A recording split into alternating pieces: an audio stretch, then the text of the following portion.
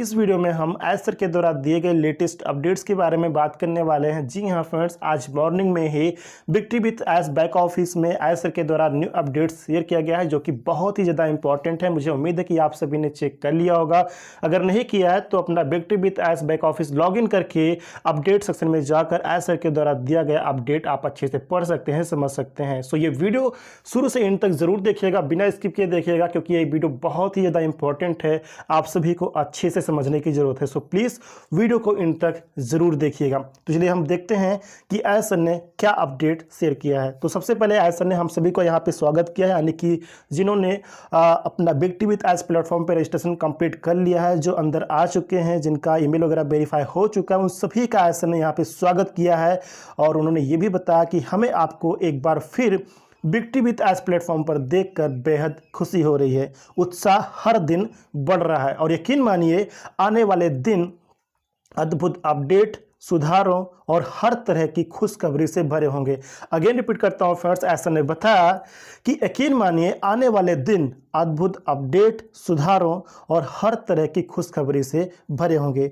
इसके बाद यहाँ पर ऐसा ने प्रोफाइल अपडेट की रिगार्डिंग कुछ इन्फॉर्मेशन दिया है, कुछ यहाँ पे अपडेट दिया है, वो ध्यान से सुनिएगा। ऐसा ने बताया है कि अब आप अपनी प्रोफाइल से सीधे अपना नेम, अपना कंट्री एंड फ़ोन नंबर को आप अपडेट कर सकते हैं, एडिट कर सकते हैं, क्योंकि ऑप्शन ऑलरेडी वहाँ पे अवेलेबल है और मैंने आपको इसकी रिगार्डिंग वीडियो भी बनाया था, आपने देखा भी होगा।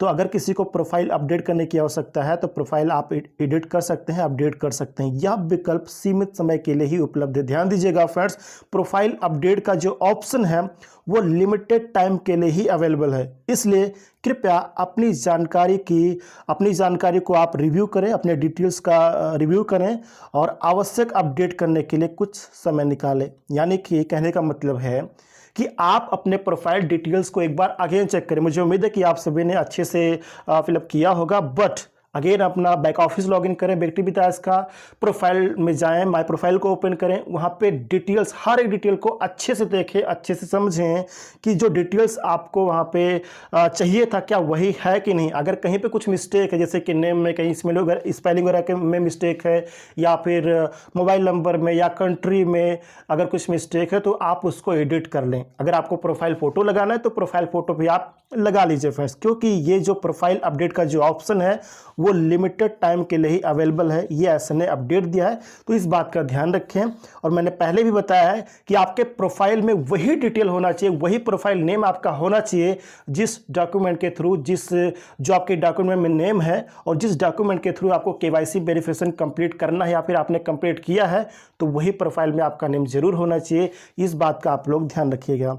इसके अलावा ऐसा ने केवाईसी आइडेंटिटी वेरिफिकेशन की रिगार्डिंग भी इंफॉर्मेशन दिया है। उन्होंने बताया है कि गतिविधियों की असाधारण मात्रा के कारण हमारे सत्यापन भागीदार यानी कि वेरिफिकेशन पार्टनर केवाईसी ने हमारे ग्लोबल मोमेंटम के अनुरूप अपने सिस्टम को अपग्रेड किया है। जैसा कि आप सभी लोग समझ पाए होंगे कि स्टार्टिंग में कुछ लोगों का केवाईसी प्रोसेस भी कंप्लीट हुआ है, लेकिन उसके बाद केवाईसी वेरिफिकेशन प्रोवाइडर जो अपनी पार्टी थी, उन्होंने अपने सिस्टम को पॉज किया और अब उन्होंने अपने सिस्टम को हमारे ग्लोबल मोमेंटम के अनुरूप अपने सिस्टम को अपग्रेड किया है। केवाईसी प्रोवाइडर पार्टी ने यह भी कहा कि सरकारें भी इस स्तर की गतिविधि तक नहीं पहुंच पाती हैं। कहने का मतलब ये है कि एक ही समय में इतने सारे जो रजिस्ट्रेशन हो रहे हैं, केवाईसी का प्रोसेस हो रहा है, तो इस स्तर तक गवर्नमेंट्स भी नहीं पहुंच पाती है। तो इस चीज़ को देखकर केवाईसी प्रोवाइडर जो पार्टी है वो इस चीज़ को देखकर काफ़ी ज़्यादा एक्साइटेड है।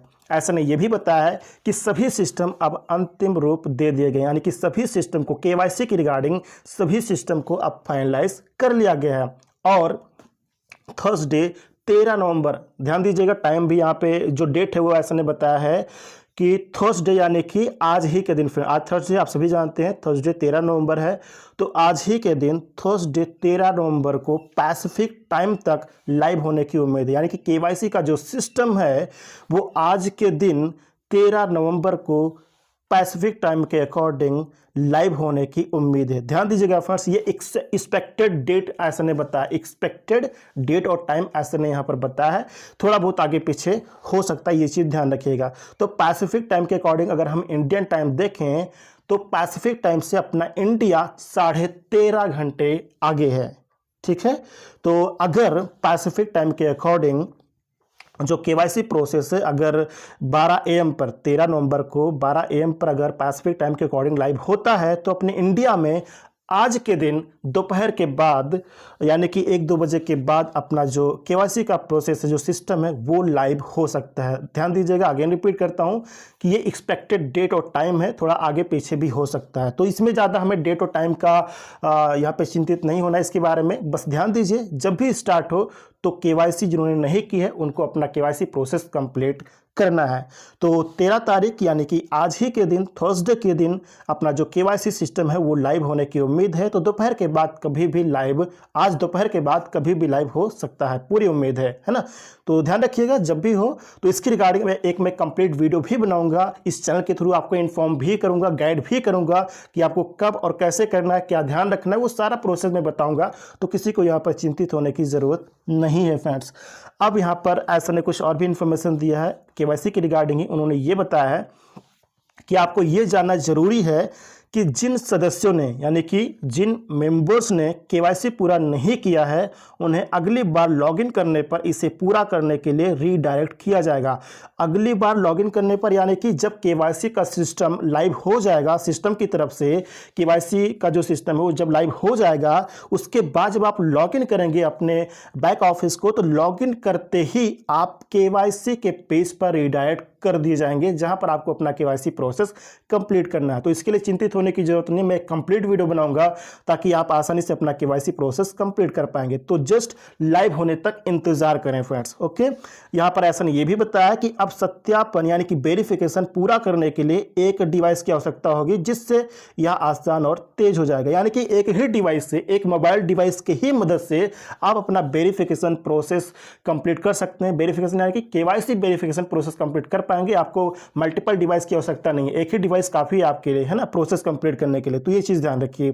ऐसा नहीं ये भी बताया कि यदि आपने अपना सत्यापन पहले ही पूरा कर लिया, यानी कि जिन लोगों का केवाईसी वेरिफिकेशन प्रोसेस पहले ही हो चुका है, वो एकदम से सेट हैं, वो पहले से ही पूरी तरह से तैयार हैं, उन्हें आगे कोई भी एक्शन लेने की जरूरत नहीं है, आगे कुछ भी करने की आवश्यकता नहीं। यानी कि केवाईसी के रिगार्डिंग आपको यहाँ पर कुछ भी करने की आवश्यकता नहीं है।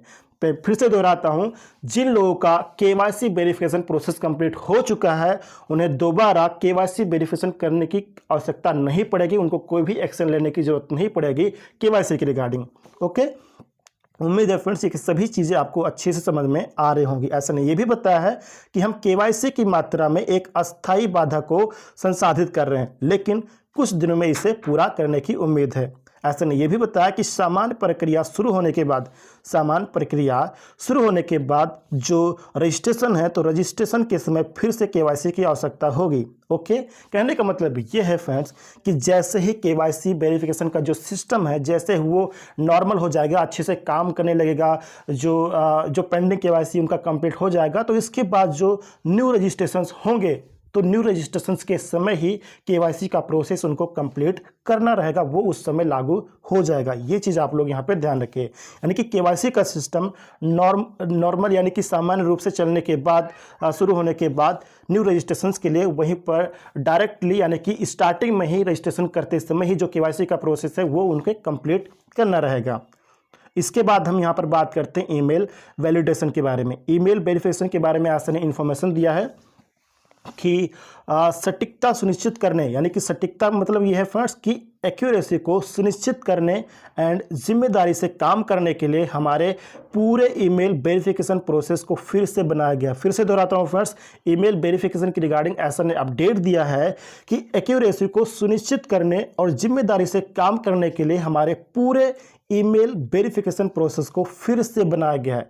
सो आगे क्या होने वाला, आगे ये होने वाला, ऐसा ने बताया कि सिस्टम में आने वाला प्रत्येक नया ईमेल मान्य और वितरण योग्य होना चाहिए। यानी कि जब आप न्यू रजिस्ट्रेशन कर रहे होंगे उस समय जो ईमेल एड्रेस आप वहां पर फिल करेंगे रजिस्ट्रेशन करने के लिए, तो वो आपका वैलिड होना चाहिए, वो योग्य होना चाहिए रजिस्ट्रेशन करने के लिए। अगर कोई भी ईमेल अगर इनवैलिड ईमेल डालता है कोई, जो सिस्टम अलाउ नहीं करता है, तो वो वहाँ पर उसका रजिस्ट्रेशन प्रोसेस कंप्लीट नहीं होगा। ये बहुत ही अच्छी बात है। यानी कि वैलिड ईमेल ही अब यहाँ पर रजिस्ट्रेशन का प्रोसेस, वैलिड ईमेल के थ्रू ही रजिस्ट्रेशन का प्रोसेस कंप्लीट किया जा सकता है। ये चीज़ यहाँ पर लागू किया गया है। इसके अलावा ऐसा ने ये भी बताया कि कोई भी कोई भी invalid, inactive and non functional email, जैसे कि omail.ai भी उसमें शामिल है। तो कोई भी इनएक्टिव, कोई भी इनवैलिड या नॉन फंक्शनल ईमेल को अस्थायी रूप से हटा दिया जाएगा। जो ऑलरेडी रजिस्टर हो चुका है, किसी ने मेरे को मैसेज किया था कि सूरज जी मैं गलती से omail.ai को वहाँ पे एंटर कर दिया था, तो वो रजिस्टर हो गया है, या कोई